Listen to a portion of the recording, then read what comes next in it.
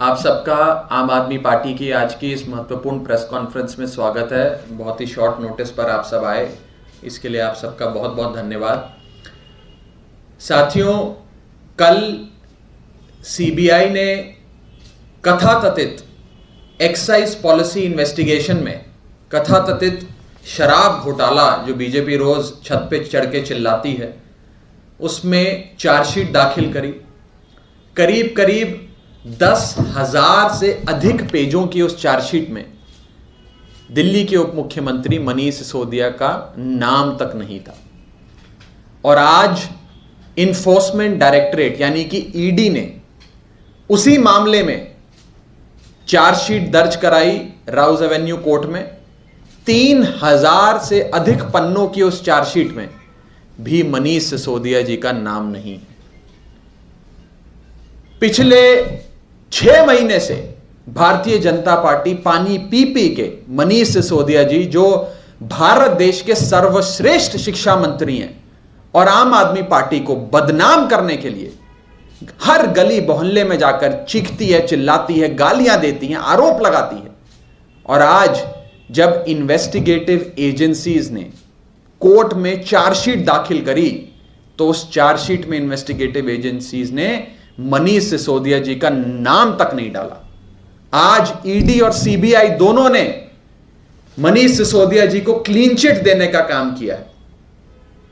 FIR जो CBI ने दर्ज करी, उस एफआईआर का नाम था सीबीआई वर्सेस मनीष सिसोदिया। जो ईसीआईआर, जिसे ईडी की भाषा में एफआईआर कहते हैं, ईसीआईआर जब दर्ज हुई उसका भी title ED versus Manish Sisodia था। और इन दोनों जांच में मनीष सिसोदिया जी का चार्जशीट में नाम तक नहीं है। साथी, सीबीआई और ईडी यानी कि भारतीय जनता पार्टी की एजेंसियों ने पिछले 4 महीनों में 800 से ज्यादा अफसरों की फौज लगाई।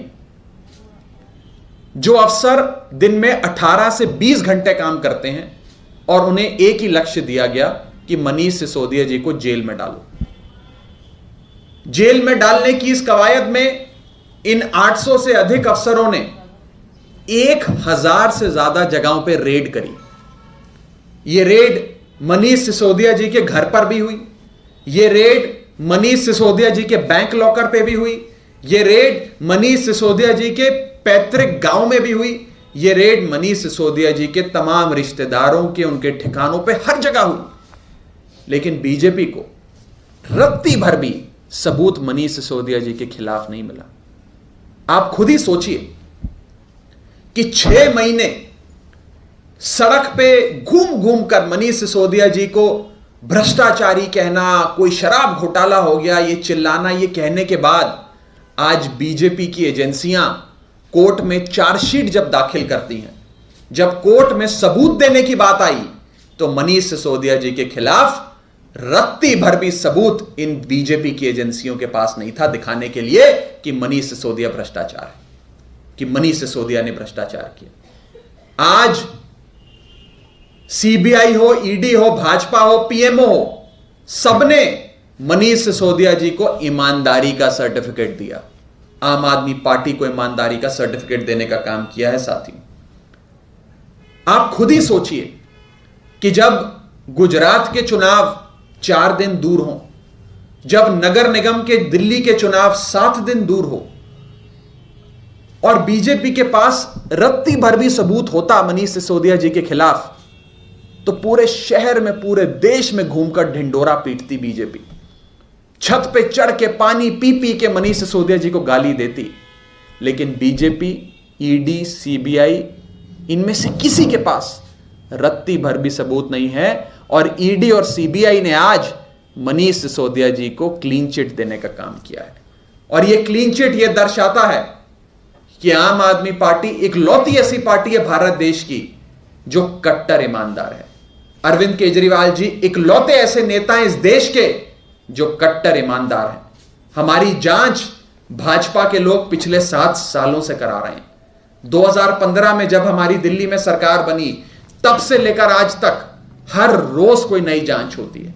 पहले उपराज्यपाल नजीब जंग ने हमारी जांच कराई, फिर उपराज्यपाल अनिल बैजल ने हमारी जांच कराई, अब उपराज्यपाल विनय कुमार सक्सेना रोज एक नई जांच हम पर खोल देते हैं। शुंगलू कमेटी ने 400 से ज्यादा फाइलें हमारी जांच कर ली, सीबीआई की रेड हो गई, ईडी की रेड हो गई, लेकिन इनको क्या मिला? इस जांच में भाजपा और भाजपा की एजेंसीज को क्या मिला? यह एक बहुत बड़ा सवाल है।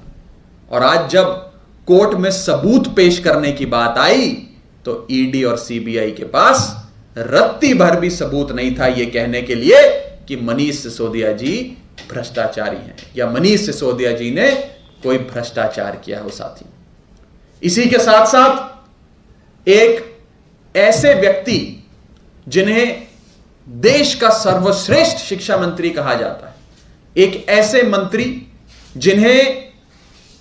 जिन्होंने देश भर में, दुनिया भर में शिक्षा जगत में जो काम उन्होंने दिल्ली में करके दिखाया उसमें भारत देश का नाम रोशन किया, एक ऐसे व्यक्ति जिन्होंने दिल्ली में शिक्षा क्रांति लाई, एक ऐसे व्यक्ति जिन्होंने वर्ल्ड क्लास एजुकेशन इंस्टीट्यूशंस बनाकर विश्व स्तरीय शिक्षा देने का दिल्ली के बच्चों का काम किया, जिन्होंने दिल्ली के 20 लाख से अधिक बच्चों की तकदीर बदल दी, वो व्यक्ति जिन्होंने दिल्ली में आज एक ऐसी व्यवस्था बनाई है कि दिल्ली के सरकारी स्कूलों के बच्चे आईआईटी और नीट जैसे बड़े बड़े एग्जाम्स क्रैक कर रहे हैं। एक ऐसी व्यवस्था बनाई जिसमें गरीब सफाई कर्मचारी का बेटा हो या किसी जज का बेटा हो, सब एक डेस्क पे बैठकर एक स्कूल में एक छत के नीचे विश्व स्तरीय शिक्षा ग्रहण करते हैं।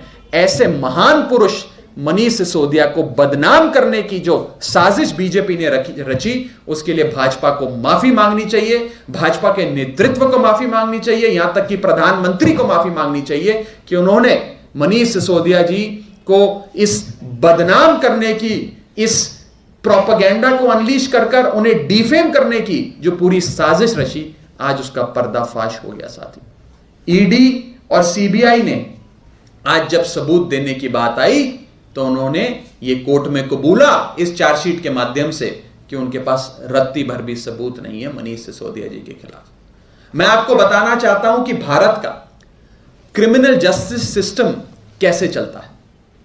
एक कथाकथित अपराध होता है, उसके बाद उस पर एफआईआर दर्ज होती है, रेड होती है, इन्वेस्टिगेशन होती है और फिर चार्जशीट दर्ज हो जाती है। जब कोर्ट में चार्जशीट दर्ज होती है, इस चार्जशीट का मतलब होता है कि इन्वेस्टिगेटिव एजेंसी ने पिछले 4, 5, 6 महीने में जितने सबूत इकट्ठे करे, जितनी रेड करी, जितनी पूछताछ करी, जितनी इंटेरोगेशंस करी, उसका सारा लेखा जोखा हम कोर्ट में पेश कर देते हैं और कोर्ट फिर तय करता है कि आरोप जो लगे हैं वो सही है या गलत है। आज जब कोर्ट में सबूत देने की बारी आई, आज जब कोर्ट में चार्जशीट दाखिल करने की बारी आई, तो ईडी और सीबीआई के पास रत्ती भर भी मनीष सिसोदिया जी के खिलाफ सबूत नहीं थे।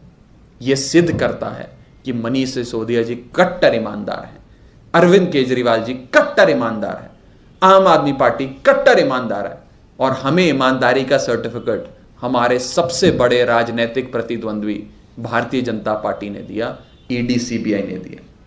साथियों, मैं आज साफ तौर पे कहना चाहता हूं कि पिछले 6 महीने से जो लगातार मनीष सिसोदिया जी को बदनाम करने के लिए साजिशें रची जा रही हैं, उसके लिए भारतीय जनता पार्टी को माफी मांगनी चाहिए और एक नया शिगुफा जो बीजेपी ने छोड़ा है कि ये तो पहली चार्जशीट थी, अभी तो और भी चार्जशीट आ सकती है, थोड़े हफ्ते और रुक जाओ, थोड़े महीने और रुको, हो सकता है हमें कुछ और सबूत कोर्ट में पेश कर दें। मैं भारतीय जनता पार्टी के इस कथन का भी खंडन करते हुए कहना चाहता हूं कि बीजेपी को अब मुंह छुपाने के लिए, एक फेस सेवर के लिए, अपनी शक्ल बचाने के लिए, अपना चेहरा छुपाने के लिए कुछ तो बोलना ही है। जो बीजेपी पिछले 6 महीने से पानी पी पी कर मनीष सिसोदिया जी को बदनाम करने की कोशिश कर रही थी, आज वो बीजेपी सप्लीमेंट्री चार्जशीट दाखिल करेंगे, और सबूत इकट्ठे हो रहे हैं, अभी तो और सबूत पेश करने हैं, यही बोलेंगे। उनसे और क्या एक्सपेक्ट कर सकते हैं हम लोग, उनसे और क्या चीज की उम्मीद कर सकते हैं। सप्लीमेंट्री चार्जशीट एक फेस सेवर है। जब आपने एफआईआर में मनीष सिसोदिया जी का नाम रखा, जब आपने एफआईआर में उन्हें अभियुक्त नंबर 1, अक्यूज नंबर 1 बनाया, जब आपने 10,000 करोड़ के घोटाले का आरोप मनीष सिसोदिया पे लगाया और चार्जशीट दाखिल करने की बारी आई, तो रत्ती भर भी सबूत आपको मनीष सिसोदिया जी के खिलाफ नहीं मिला। रत्ती भर भी सबूत आप कोर्ट में पेश नहीं कर पाए। यह भारतीय जनता पार्टी को एक्सपोज करता है, भाजपा के नेतृत्व को एक्सपोज करता है।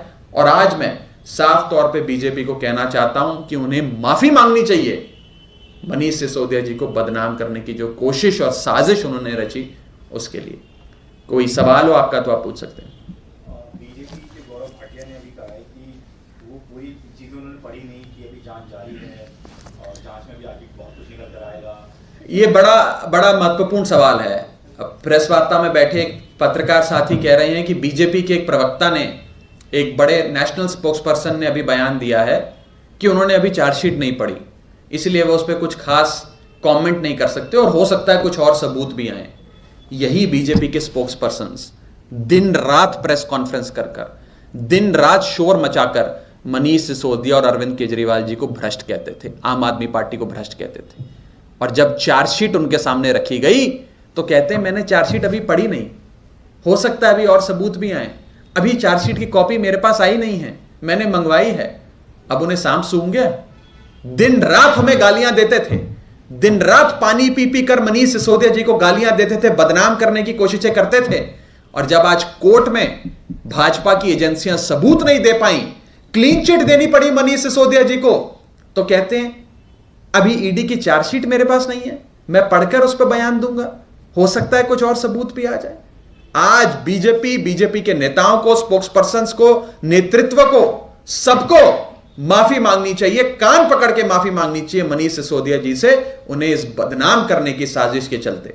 अगर सबूत होते, आप खुद सोचिए, चुनाव से 4 दिन पहले और चुनाव से, एमसीडी चुनाव से 7 दिन पहले अगर भाजपा के पास रत्ती भर भी सबूत होते तो क्या भाजपा उसे बढ़ चढ़कर नहीं दिखाती? जब भाजपा के पास कोई सबूत नहीं होते हैं तो भाजपा इतना सबूत, इतना शोर मचाती है, इतने आरोप लगाती है, मन घड़ंत कहानियां सुनाती हैं। अगर भाजपा के पास रत्ती भर भी सबूत होता मनीष जी के खिलाफ, आम आदमी पार्टी के खिलाफ, तो सोचिए भारतीय जनता पार्टी कितना बवाल करती। आज इनके पास रत्ती भर भी सबूत नहीं है आम आदमी पार्टी के खिलाफ, क्योंकि आम आदमी पार्टी एक कट्टर ईमानदार पार्टी है। अरविंद केजरीवाल जी एक कट्टर ईमानदार नेता है, यह सच्चाई है। राघव जी, आप सह प्रभारी भी गुजरात के, आज मैनिफेस्टो रिलीज किया है नड्डा साहब ने, और यूनिफॉर्म सिविल कोड एक प्रमुख वादा है पार्टी का। एक लौती पार्टी जो गुजरात के लोगों के लिए एक इकोनॉमिक अपलिफ्टमेंट का, यानी कि आर्थिक उन्नति का मॉडल दे पाई है, उस पार्टी का नाम है आम आदमी पार्टी। ना बीजेपी मुद्दों की बात कर रही है, ना और कोई पार्टी मुद्दों की बात कर रही है। और गुजरात चुनाव इस बार परिवर्तन का चुनाव है। सौराष्ट्र हो, उत्तर गुजरात हो, मध्य गुजरात हो, दक्षिण गुजरात हो, हर जगह परिवर्तन की आंधी है। लोग इस बार परिवर्तन के लिए वोट देंगे। और गुजरात में आज के समय परिवर्तन का मतलब केजरीवाल।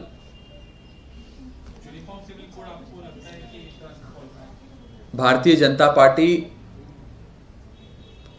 की गुजरात में 27 साल से सरकार है, 27 ईयर्स, 2-2.5 दशक से ज्यादा सरकार चलाने के बाद ये आज भी वादा कर रहे हैं। अगर इनकी नीयत में होता तो कब का लागू कर चुके होते। मैं पूछना चाहता हूं क्यों नहीं लागू किया अभी तक आप लोगों ने? ये झूठे वादे हैं, बीजेपी कभी भी लागू नहीं करेगी। Thank you.